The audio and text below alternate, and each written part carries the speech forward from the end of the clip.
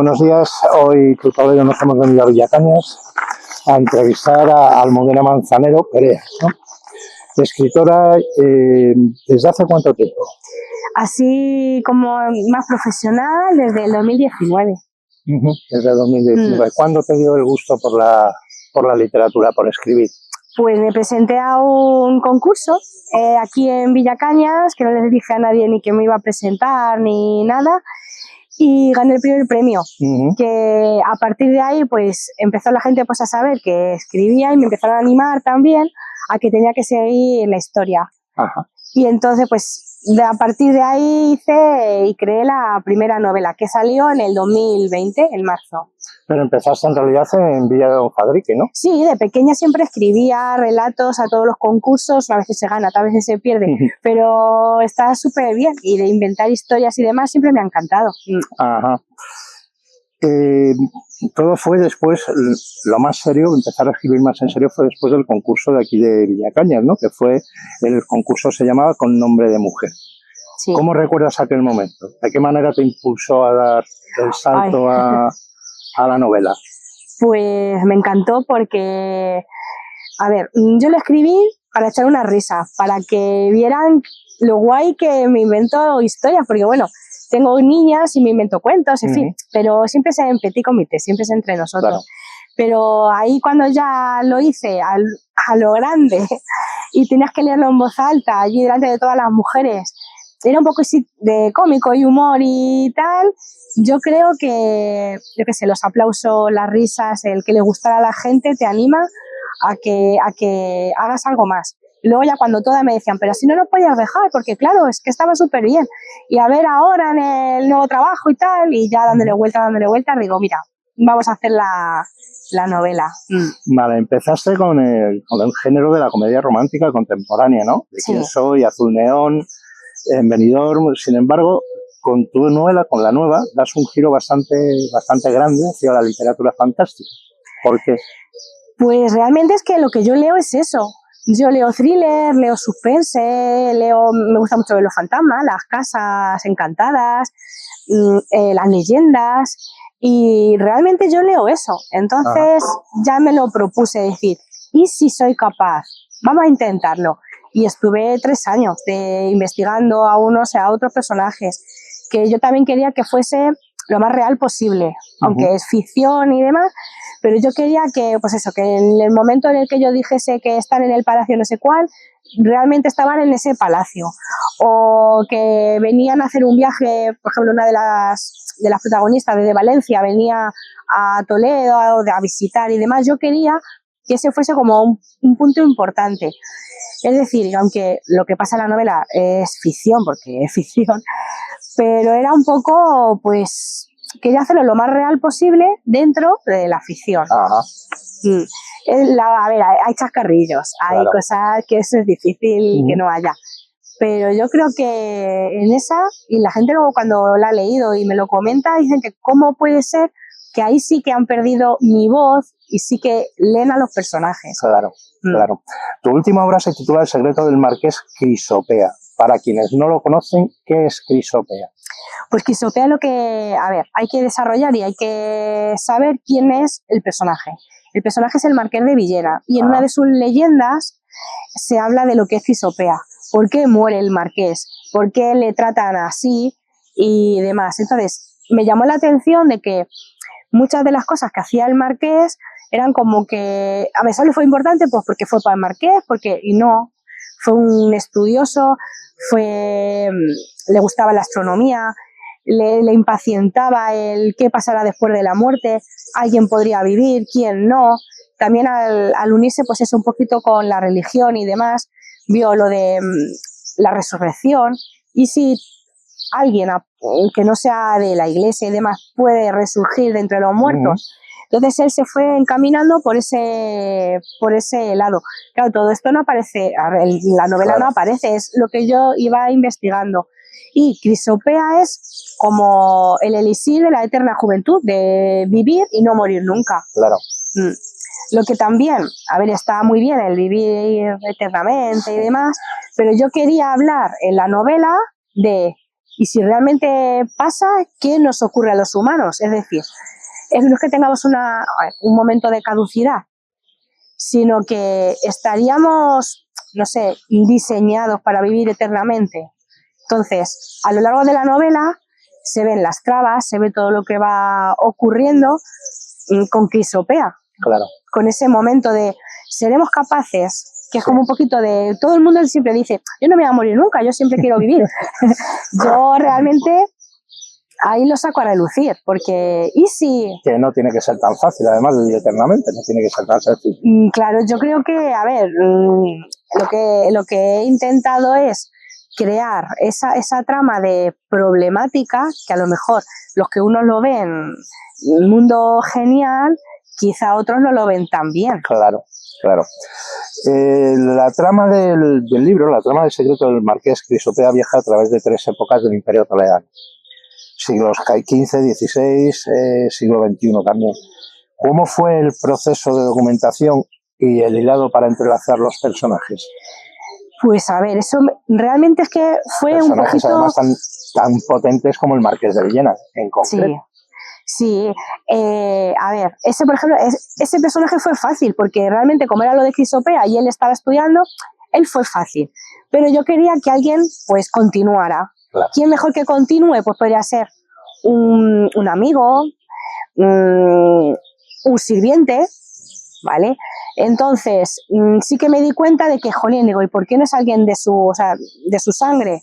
Entonces, investigando ahí, por eso, a ver, son 3 años, investigando me di cuenta que, pues, que tuvo 2 hijas, una es Isabel de Villena, que no se llamaba Isabel de Villena, se llama Eleonor, y era chiquitita y sí que se crió con él. Hasta los últimos días dije, jolín, pues, vamos a meterla a ella, pues eso ahí. Luego me di cuenta de que era una mujer, bueno, súper importante. En Valencia llegó a ser abadesa. A ella le molestaba mucho pues que allí solo se estudiase la vida de los apóstoles, la vida de los santos, y ella decía, pero si las mujeres también hemos hecho un montón de cosas. Y fue un poquito, escribió la Vita Christi, como diciendo, nosotros somos importantes, también hemos hecho cosas. Y fue un poquito ahí de, jolín, pues mira, he cogido al Marqués y ahora cojo a su hija. Y ya investigando, veo que el Marqués y el Greco vivieron en el mismo lugar. Y dije, jolín, pues es que era como que yo me iba encontrando, pues eso, puntitos, iban como huellas, y me iba como llevando, la historia me iba llevando a mí, que claro. Tampoco era una cosa, pues es que sí o sí tiene que, no, era poquito a poco. Luego, claro, investigando al Greco, cuando regresa a España, realmente no tiene, un amigo, alguien que le lleve, porque en esa época, si eras pintor de la realeza, él tenía las puertas abiertas. Entonces él se tenía que hacer pintor o bien de la iglesia o bien de la realeza, pero como que lo vio más sencillo de la realeza, porque en ese momento en Toledo vivía pues, muchos condes, muchos marqueses, había mucho dinero. Entonces él como que lo vio más fácil. Pues lo pasó bastante mal, porque claro, él lo intentaba y siempre le ponían pegas, siempre le ponían peros y siempre iban detrás. Y en esa época fue cuando escribió ese retrato de la mujer. Entonces dije, pues es que ahora me aparece aquí este retrato. Y empecé a investigarlo y demás. Bueno, en ese momento que lo investigaba estaba en Estados Unidos. No sé si lo habrá vuelto otra vez a España. Es la de la Dama de Armiño. La Dama de Armiño, sí, que hay dudas sobre su autoría y la identidad de la modelo, ¿no? Sí, sí. Tanto de quién lo pinta, sí, que como quién aparece. Claro, que es un enigma real, ¿no? Es un misterio real que no está claro ni quién lo pintó ni quién es la que aparece en el cuadro. Eso es. ¿Cómo investigaste eso? ¿Cómo te metiste en ese me saltó porque era el tipo de pintura, los tipos de sombras, en fin, era como la manera de hacerlo era del Greco. Pero años después, bueno, siglos después, se le atribuyen a otra persona. Claro, el cuadro no está aquí, está en Estados Unidos, si mal no recuerdo. Entonces decían que ese cuadro por sí, supuestamente quien lo ha escrito, el Greco, tiene un valor, pero si empiezan a investigar y empiezan a tirar del hilo, quizá lo pierda. Claro. Pero es una pieza muy importante y ahí es donde yo quería sacarlo en la novela. La manera de vestir, las joyas que lleva. decían que podría ser de la realeza. Sí, que eso marca además una época concreta. Sí, y luego ya, cuando vas tirando del hilo, muchas veces había gente noble que se vestía así para imitar que tenía dinero, pero no tenían dinero. Claro. Y claro, apareció Jerónima de las Cuevas y digo, ¡buah! Pues entonces, tirando del hilo, digo, podría ser. Claro, a ver, a mí no me cuadraba tampoco, no me cuadraba mucho porque vivía en teoría muy cerca. Para todo lo que, claro, para yo intentar llevar a Jerónima de las Cuevas, ahí sí que un poquito ficción. Ya.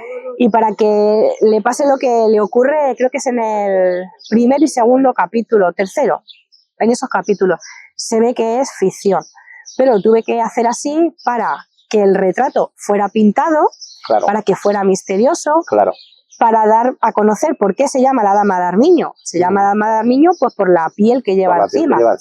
Y quería darlo a conocer también, porque la gente no sabe que el armiño cambia de piel. Ajá. Primero en marrón y luego se convierte en blanco moteado.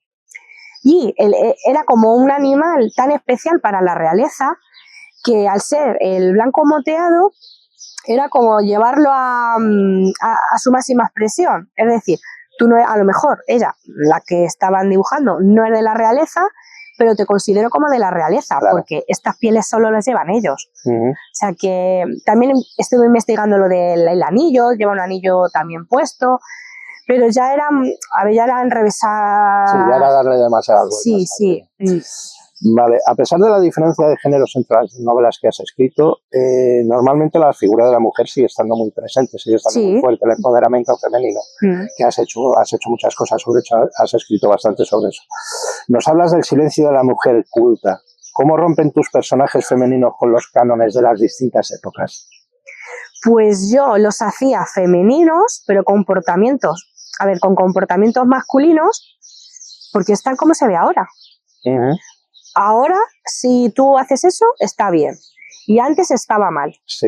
Entonces, yo sí que he llevado a los personajes femeninos a hacer cosas masculinas, por ejemplo, el viajar. Porque además en estas épocas las actitudes de las mujeres eran totalmente distintas de unas épocas a otras. Sí, sí.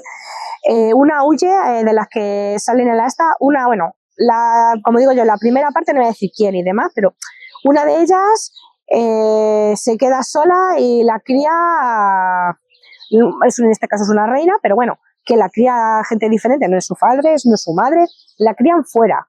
Es decir, es como antes tú eras pobre, no tenían dinero para darte de comer y te llevaban a la inclusa. Pues es esa mujer, esa niña que no tiene dónde apoyarse realmente, dónde apoyar sus problemas y demás, pues aparece ahí. Que aunque es una niña, yo hago que se vaya dando cuenta, pues eso de lo importante que es con quién está, el momento que está, claro, se tiene que ir dando cuenta. Esa, como digo yo, la primera mujer que aparece. Claro. Luego está la segunda mujer, que es la que huye porque la quieren casar. Sí. Y porque ve su padre que es lo mejor que tiene que hacer. En esa época ni podías ir sola, no podías huir, te tenías que tragar. Entonces, otra de las mujeres que aparecen, en este caso, es esa. Es la mujer la que huye, se tiene que hacer a sí misma. Y luego ya, en la última parte, Olaya, que ya nos representa del siglo actual en el que estamos, es la inocencia, la mujer inocente, que se lo cree pero no se lo cree, cómo va a ser. También el trabajo, el cuidar de que antes de hablar, a ver, normalmente en el hombre, hay que decirlo, si él dice esto es blanco, aunque es gris oscuro, ¿vale? Y él dice, pues esto es negro, y se le cree. Pero la mujer necesita llevar unos parámetros para decir no es negro, es gris oscuro, y tiene que demostrarlo. Entonces, en esta última representación de la mujer, ella tenía que demostrar 100%, sin ninguna duda, que lo que estaba viendo y observando era real. Era como diferentes momentos en los que la mujer necesita como darse, no sé, como aprobarse a sí misma para que no los de fuera pues como que la apoyen y demás. No es un apoyo, por ejemplo, si una mujer es rica y con dinero, siempre te van a apoyar porque tienes dinero y te van a dar la razón porque algo sacarán. Claro. Esa también es otra. pero aparecen muchas más mujeres que ayudan, que tienen otras convicciones, otras maneras de ver, o los sirvientes, cómo actúan con los amos, que no son sirvientes. Claro. Yo quería llevarlos a un acercamiento de yo estoy sola, no tengo a nadie, pero te tengo a ti, que aunque tú seas mi sirviente, y la sirviente o el sirviente dicen, es que aunque no me pagues, voy a estar contigo siempre. Claro. Que actualmente pues es más difícil. Hablando de otro tema, de cara al próximo curso estás organizando un calendario completo de actividades, de distintas actividades. Algunas de las que haces, por ejemplo, en ferias de artesanía y eventos, es una que se llama Un poema para ti, donde escribes poesía en directo tras escuchar a la gente. Cuéntanos qué se siente al transformar lo que habla la gente, las vivencias de la gente, de repente en poesía. A ver, lo he descubierto, como digo yo, hace poquito, pero muy gratificante. Solo con verle en la cara, sí que les hago una pequeña entrevista, pues les fui preguntando gustos, pareceres. Hay veces que se empiezan a abrir de tal manera que te empiezan a contar su vida. Porque es algo genial. Que no se hace mucho y que no lo hace mucha gente, ¿no? Yo diría que no. Debe ser de las poquitas hay gente, personas que lo hace, ¿no? Yo he ido a muchos sitios y sí que te escriben poesía, pero es como que en este momento me inspira esto, yo lo escribo y te lo regalo. Pero el hacer una poesía a alguien con el que tú estás hablando, que le estás conociendo, y que lo que me sorprende es que se abre y te dice, pues mira, es que acabo de salir de un mal momento, o es que ha fallecido mi padre y le echo de menos, y venga, pues vamos a hablar de esto.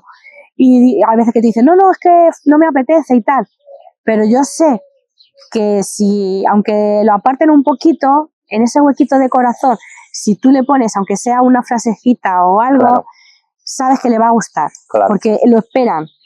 Es como, no sé, es como una gratitud al final, y yo qué sé, y pudiendo hacerlo, ¿por qué no regalar eso? Claro. También para los niños has dedicado un espacio, ¿no? En la agenda has adaptado una novela para niños mediante cuentacuentos, talleres con caretas, ese tipo de cosas. Cuéntanos un poco, ¿cómo se consigue adaptar, por ejemplo, temas de misterio, temas de empoderamiento femenino para que los niños lo entiendan? A ver, es más difícil, porque el vocabulario yo creo que está fallando. Además, los niños son un público muy difícil, muy complicado normalmente. Sí, a ver, yo lo que más me ha costado es lo del vocabulario, porque, bueno, realmente tú lees un cuento y están adaptados, como digo yo, a Mamá Peppa Peppi, o sea, es un poco así. Claro. Entonces, son tan escuetas las historias, son tan cortas y con tan poca profundidad que al final, no sé, es como, a ver, el último cuento, como digo yo, de mi cría, es una pastelera que tiene que hacer un pastel. Y viene una fiesta, el pastel se rompe y tienen que volver a hacer otro pastel.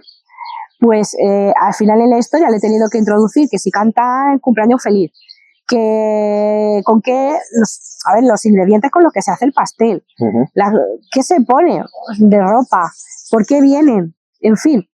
Tienes que explicar un poquito la historia, un poquito más hecha, porque al final ellos... Sí, que está muy bien que tú vas pasando, enseguida terminas el cuento, pero es un poquito así.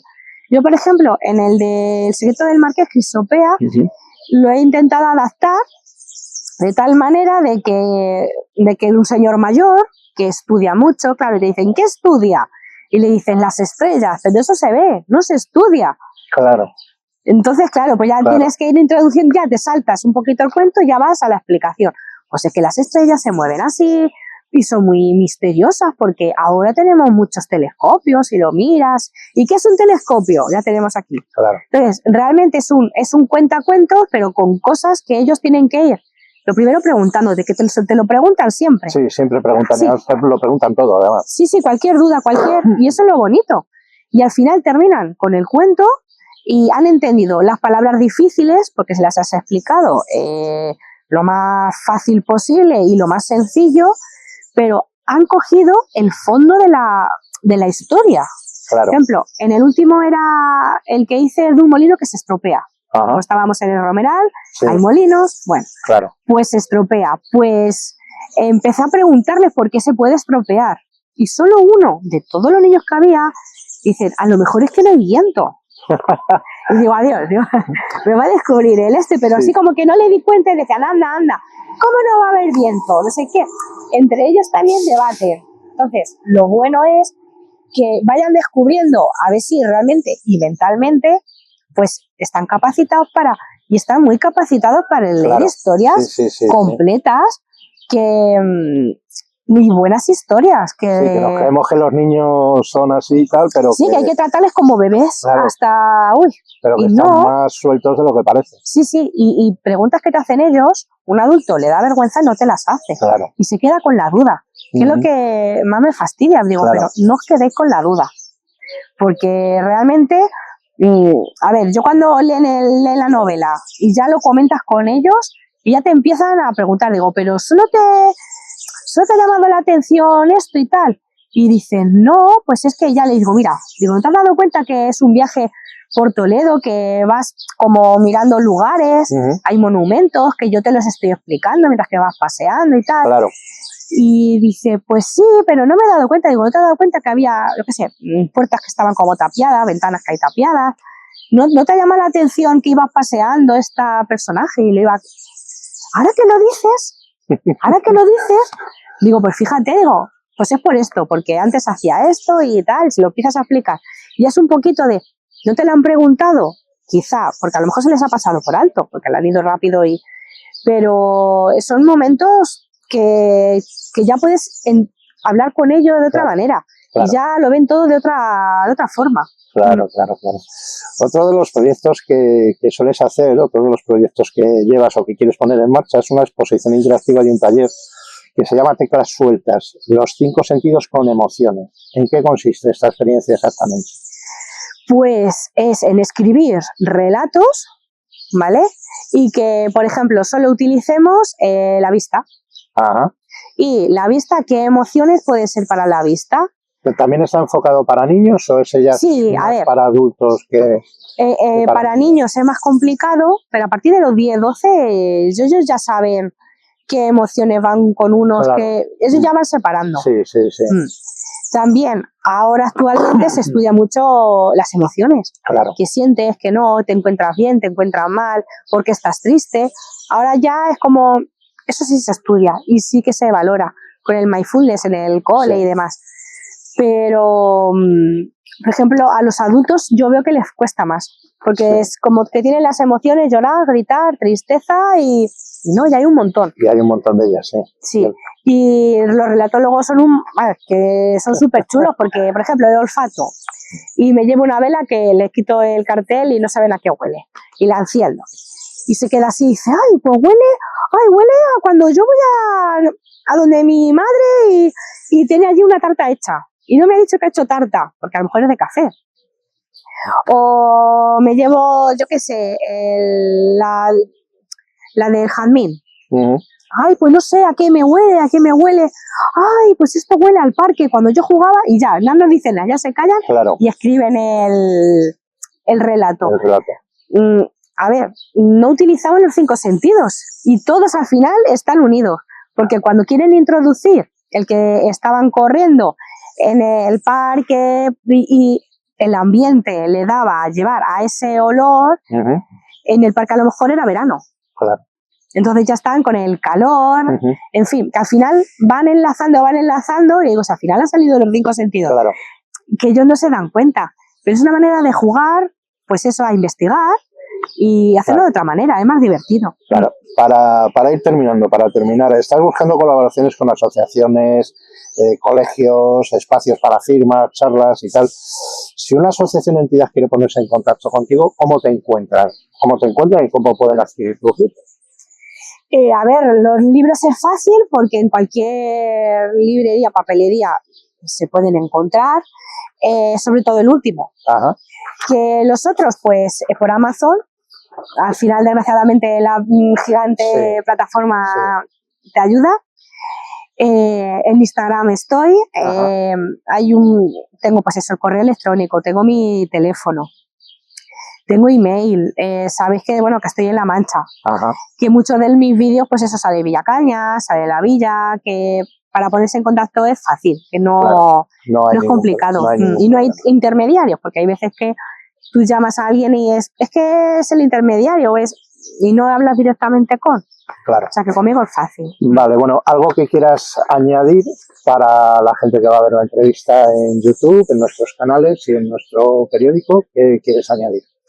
Pues sí, me gustaría añadir que no dejéis de leer, que lo más importante es la lectura, aunque es un tópico, pero tenéis que apagar la pantalla, no me apaguéis a mí, y poneros a leer, porque la calidad de la lectura da igual, realmente el autor da igual, pero la historia que tú te creas en tu cerebro es lo que más importa, que te traslades a tal lugar, a tal sitio, que la imaginación no se pierde a los 12 ni a los 15 años, que la imaginación sigue y te puede llevar a tener unos 80 o 90 años y decir, todavía estoy incompleto y necesito más. No dejéis de pasar las oportunidades porque el tren solo pasa una vez y disfrutar de todo lo que hagáis. Bueno, pues así ha sido la entrevista con Almudena en Villacañas, en un sitio realmente encantador, oyendo a los pájaros, que siempre es agradable. Muchísimas gracias por recibirnos a vosotros. Y seguiremos estando en contacto. Sí. Venga, gracias. Nada.